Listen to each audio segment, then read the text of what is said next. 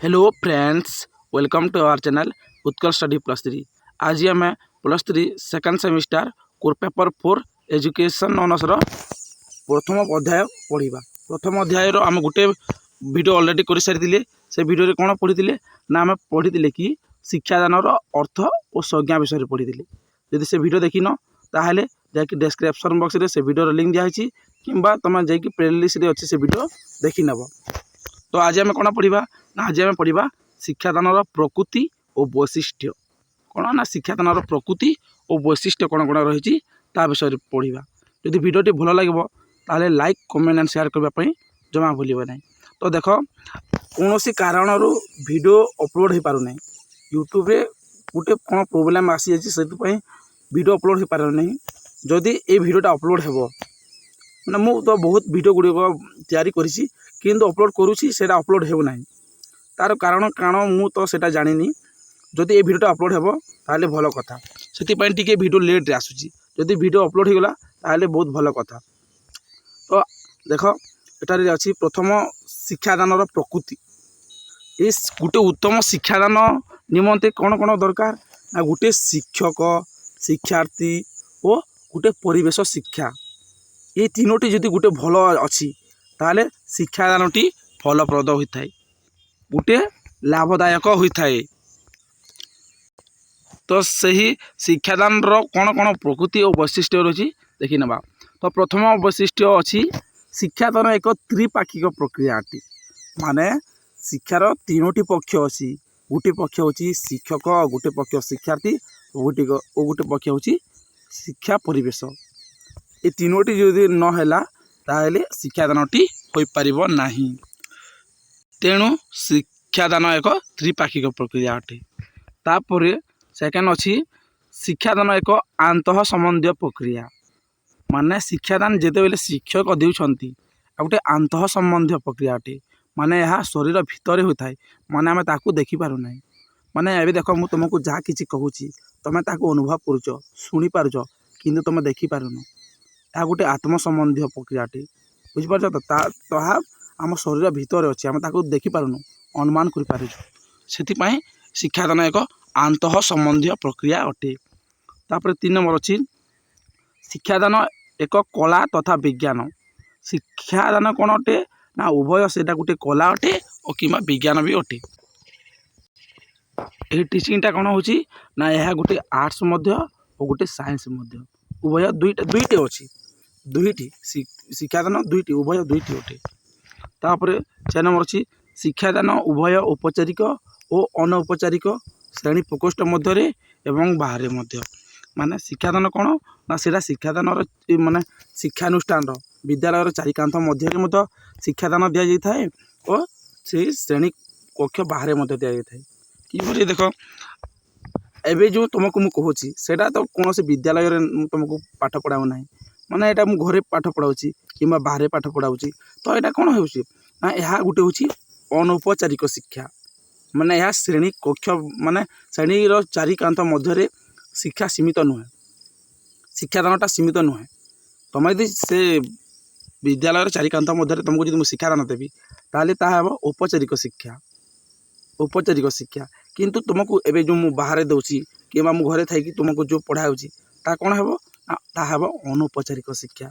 माने शिक्षादानटा कौन ना शिक्षादानटा उभय माने शिक्षानुष्ठान दि जाए कि कौन स्थान में दि जाए। तेणु यह उभय अटे शिक्षादानटा उभय औपचारिक और अनौपचारिक। तापर 5 नंबर अच्छी शिक्षादान एक चेतन और अचेतन प्रक्रिया अटे। शिक्षादान गोटे कौन ना टीचिंग गोटे हूँ कॉन्शियसनेस और अनकॉन्शियसनेस प्रक्रिया अटे। माने यह चेतन अवस्था होता है अचेतन अवस्था होता है।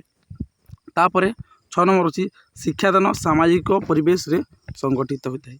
शिक्षादान कौन होता है ना आम जो ठारे रोचु गोटे समाजर परिवेश रोचु आम तो से परिवेश रे समाज लोक मैंने ही आमको किसी जिनिस शिक्षादान देती।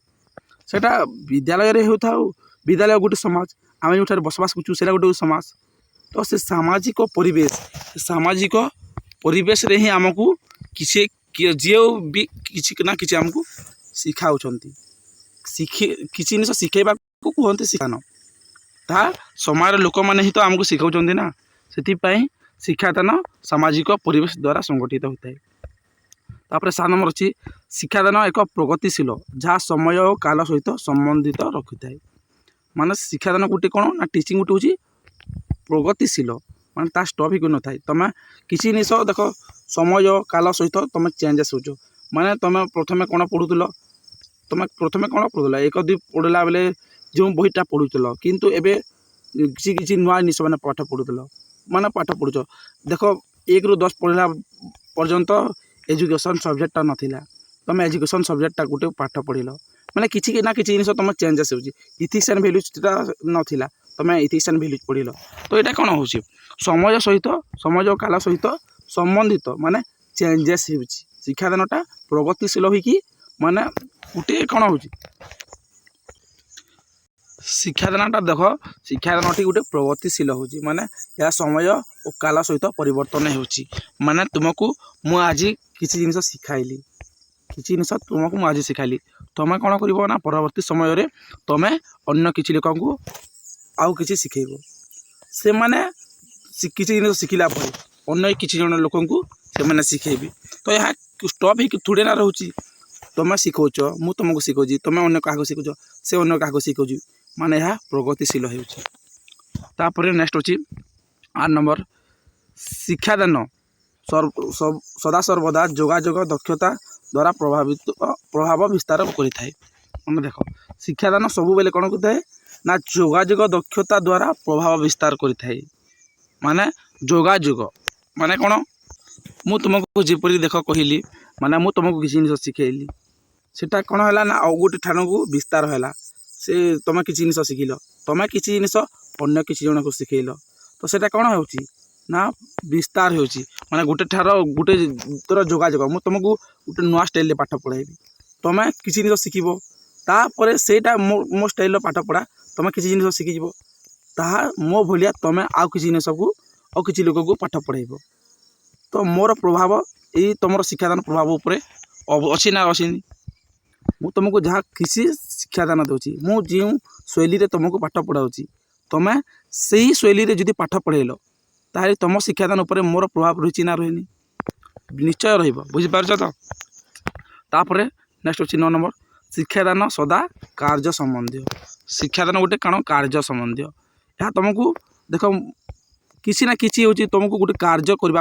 ଶିକ୍ଷକମାନେ କ'ଣ କହୁଛନ୍ତି ନା ହୋମୱାର୍କ କରିବା ପାଇଁ ଦେଉଛନ୍ତି, ସେଇଟା ଗୋଟେ ମଧ୍ୟ କ'ଣ ନା କାର୍ଯ୍ୟ, ମାନେ ଗୋଟେ ଶିକ୍ଷାଦାନ ଅଟେ। ସେଇଟା ଶିକ୍ଷକ ଯେତେବେଳେ ପଢ଼ାଉଛନ୍ତି ତୁମକୁ, ସେମାନେ କ'ଣ କହୁଛନ୍ତି ନା ସେମାନଙ୍କର ଗୋଟେ କାର୍ଯ୍ୟ ଅଛି କି ସେମାନେ ତୁମକୁ ପାଠ ପଢ଼ାଇବେ, ତା ଫଳରେ ସେମାନେ ଦରମା ପାଇବେ। ତାଙ୍କର ଗୋଟେ ଶିକ୍ଷକଙ୍କର କାର୍ଯ୍ୟ ସେଇଟା ଅଟେ। ତୁମେ କିଛି ଜିନିଷ ଗୋଟେ କାହାକୁ ଯଦି ଶିଖେଇଲ, ସେଇଟା ଗୋଟେ କାର୍ଯ୍ୟ ହେବ ନା ହେବନି, ତ ନିଶ୍ଚୟ ହେବ। ତାପରେ ନେକ୍ସଟ ଅଛି ଶିକ୍ଷାଦାନ ହେଉଛି କହିବା, ଦେଖାଇବା ଓ କରିବା ସହିତ ସମ୍ପୃକ୍ତ। ଶିକ୍ଷାଦାନ କ'ଣ ନା କହିବା, ତୁମକୁ ଯେଉଁ କଥା ଏବେ ମୁଁ କହୁଛି ତୁମେ ଶୁଣୁଛ, ସେଇଟା ହେଉଛି ଶିକ୍ଷାଦାନ। କିମ୍ବା ତୁମକୁ କିଛି ଜିନିଷ ଦେଖେଇବି, କିଛି ଜିନିଷ ଦେଖିକି ପାଠ ପଢ଼େଇବି, ତାହା ହେଉଛି ଦେଖେଇବା ଓ କରିବା। ମାନେ ଦେଖ ଯଦି ଏବେ ତୁମକୁ ମୁଁ ରିଅଲ୍ରେ ପଢ଼ାଉଥାନ୍ତି, ତାହେଲେ ତୁମକୁ କ'ଣ କରିବି ନା କିଛି ଜିନିଷ କି 2-3ଟି ବ୍ୟକ୍ତିକୁ ଡାକିବି, ଗୋଟେ ଯେଉଁ ରିଅଲ୍ ସେଲ୍ କରି ଦେଖାନ୍ତି ତାହାକୁ।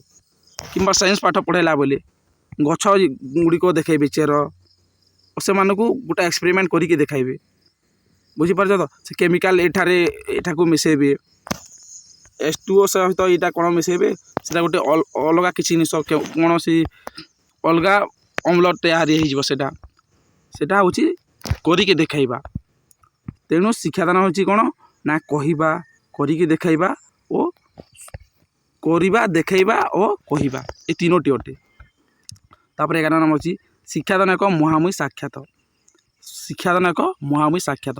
ମାନେ ତୁମକୁ ଯେଉଁ କଥା କହୁଛି, ମାନେ ମୁଁ କହୁଛି ତୁମେ ଶୁଣୁଛ, ଏଇଟା ଗୋଟେ ସାକ୍ଷାତ, ଗୋଟେ ଇଣ୍ଟରଭ୍ୟୁ ଟାଇପ୍ର। ମାନେ ମୁଁ ତୁମକୁ ଯାହା କହୁଛି ତୁମେ ଶୁଣୁଛ, ତାହା ଶିଖୁଛ, ମାନେ ମୁହାଁମୁହିଁ ସାକ୍ଷାତ ହେଲାନି। ଏବେ ତ ମୁଁ ତୁମକୁ ଏଇଟା ଅନଲାଇନ୍ରେ ପାଠ ପଢ଼ାଉଛି, କିନ୍ତୁ ତୁମେ ଯଦି ସେଇଟା ଯେତେବେଳେ ରିଅଲ୍ରେ କଲେଜରେ ପାଠ ପଢ଼ୁଛ, ସେଇଟା ମୁହାଁମୁହିଁ ପାଠ ପଢ଼ୁଛ ନା ପଢ଼ୁନି।